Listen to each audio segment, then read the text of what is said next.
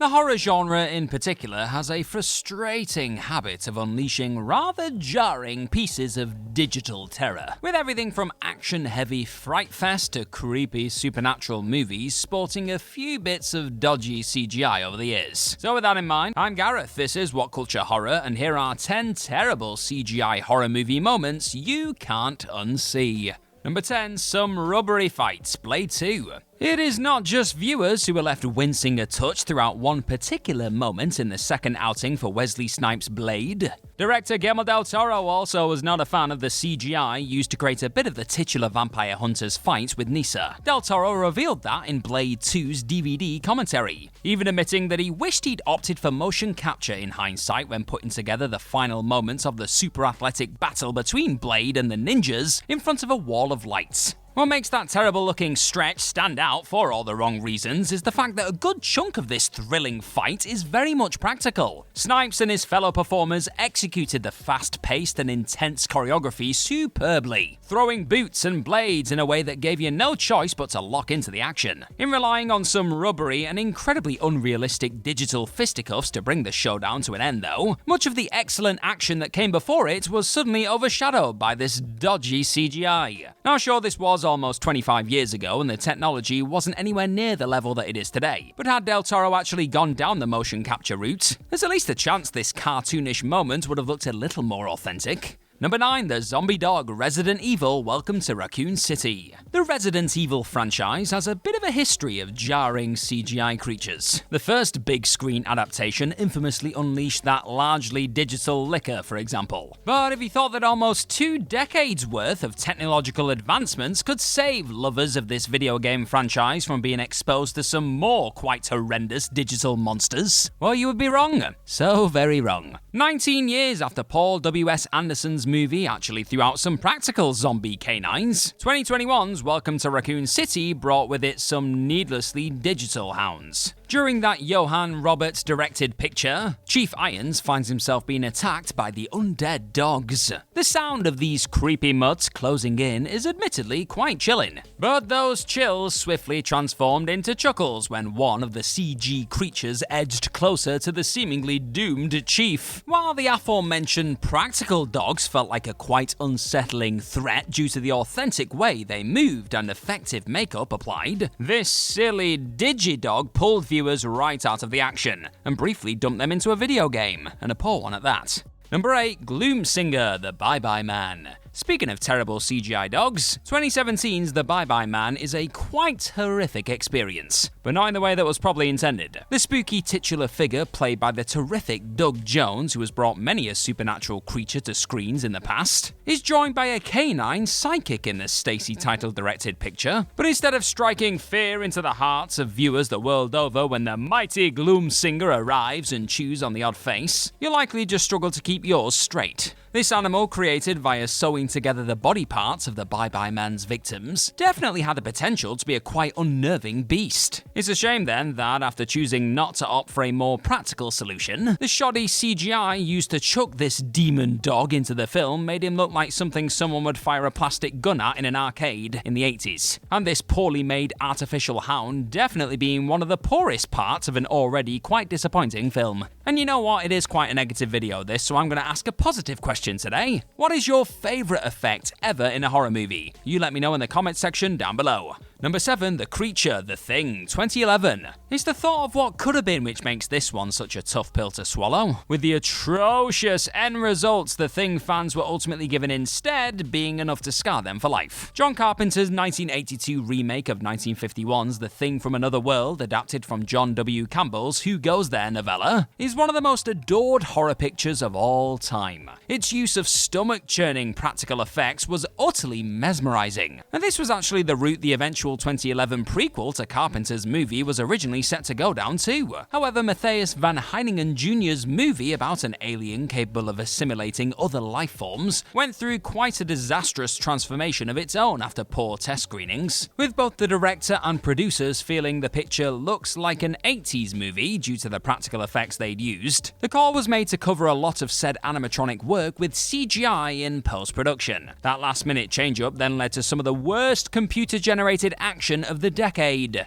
Number 6, The Caterpillar, Freddy vs. Jason. Where to even begin with this little eyesore? During the incredibly underwhelming clash of the horror titans known as Freddy vs. Jason, there's a point there when the former takes on the form of that most terrifying of creatures, a caterpillar. Both of the franchises these horror legends belong to have very much relied on the more practical side of things to leave people sleeping with one eye open at night. However, in this disastrous Ronnie Yu-directed 2003 film, the call was made to embrace CGI a little more. Rather than just use the tool to slightly enhance certain gory moments and the baddies themselves, the team foolishly went one step further and unleashed a fully digital Freddy Krueger form. That ridiculous and lazily made Alice in Wonderland-esque hookah-smoking caterpillar honestly needs to be seen to be believed. But be warned, once Freddy's way of taking control of Stoner Bill wriggles into your mind, it will haunt your nightmares for eternity. Or just make you burst out laughing at the sight of the dodgy cartoon disappearing halfway through its door escape, or unconvincingly squeezing its way into a human. What were they thinking or smoking here? Thank you very much for stopping by to check out this horror video today, my friends. And if you're enjoying your fine self, then hit that subscribe button down below and you will get more of these creepy times in your life.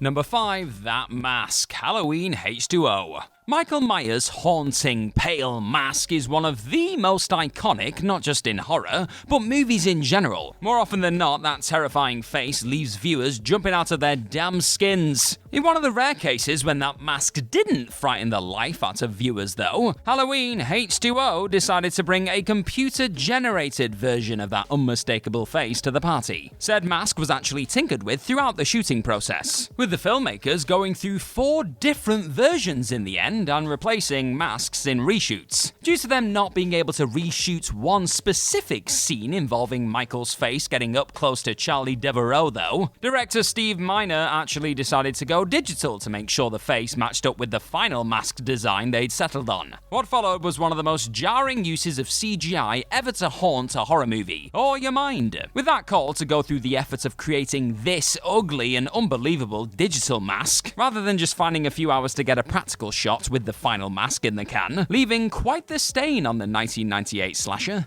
Number 4, Samuel L. Jackson is Eaten, Deep Blue Sea. Now, it must be said that a lot of the effects in 1999's first dive into the deep blue sea were actually rather strong for the time. The moment when Jim's arm was bitten off by one of the super smart sharks, for example, was achieved through some quite shocking and impressive practical effects work. However, that still doesn't change the fact that this is also a film which contains its fair share of CGI moments that have aged quite horrifically over the last 2 decades. Perhaps the most infamous example of poor digital effects being used to bring these terrifying animals to the screen involved the legendary Samuel L. Jackson. In the wake of giving one hell of a rousing speech, his Russell Franklin is gobbled up by one of the sharks in a surprising moment that also, sadly, drags the otherwise fun movie into deep, awful video game cutscene waters. Now look, there's definitely enough gloriously petrifying shark antics here to satisfy those looking to watch some deadly predators devour some puny humans. However, the visual of the rubber-looking monster snatching a digital Jackson who briefly resembles an animated doll mid-monologue is still something that elicits more giggles than gasps. Number 3, Malabia, Spawn. It is important to note that, like a lot of the entries on this list, Spawn was released at a time when CGI was still very much in its early days in the movie-making industry, meaning a lot of creators were still figuring out exactly how to effectively use the tool. While the attempts were admirable, there were a few times there during Mark A.Z. Dipe's horror superhero film when the director and his special effects team were not able to convincingly enhance certain characters via digital assistance. Spawn's cape often unrealistically moving around in the wind was just one of the examples of ambitious CGI falling flat on its face in the movie. Another, more egregious one can be seen in the form of the hideous ruler of hell himself, Malabia. The original plan was seemingly to use a seriously disturbing puppet when bringing this demonic entity into the fiery scenes, but in the end the team felt CGI was the better way to go, and that's why viewers were forced to endure and never unsee that frizzy-haired cartoon menace, who couldn't even move its mouth properly. In a movie with magnificent makeup and practical effects work at times, it is sadly stuff like the digital devil that most people remember this flop for. Number 2, The Birds, Birdemic, Shock and Terror.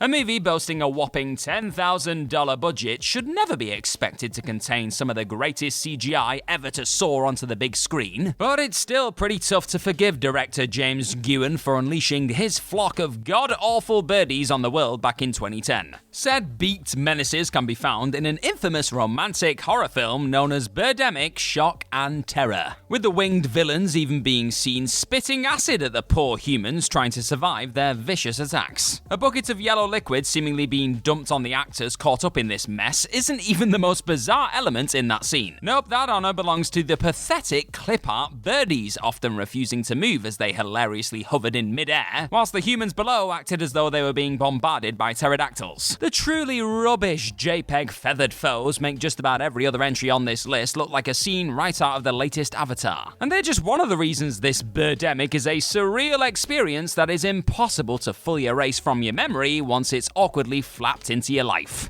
Number 1. The Corn Monsters, Children of the Corn. The latest adaptation of Stephen King's Children of the Corn short story certainly did enough to keep your eyes glued to the screen, mostly because of just how badly made its digital corn creatures ultimately were. Focusing on a group of kids who decide to kill the adults in their small town and sacrifice them to a demon that lurks in the cornfields, what possibly could have been a truly horrifying monster soon made the worst kind of impact. Released in 2023, 3 years after it was originally completed, it's clear the filmmakers did not spend that time carefully crafting a properly nightmarish fiend. Instead, the he who walks who wandered onto the screen here ultimately looked like what would happen if a lazily made Michael Bay Transformer chose to turn into a bunch of, well, corn. It somehow gets worse though, when Eden, the kid leading the murderous charge, herself transforms into a human crop hybrid late on. That zombie plant's sudden leafy attack on poor Berlin before the credits roll was clearly designed to sear one last eerie image into viewers' heads. But the incredibly ropey CG used to fire vegetation out of the blistered body of Eden is simply too darn sloppy and unrealistic to really disturb, with each of these plant beasts being remembered for all the wrong reasons by those who had the misfortune to see them in the first place.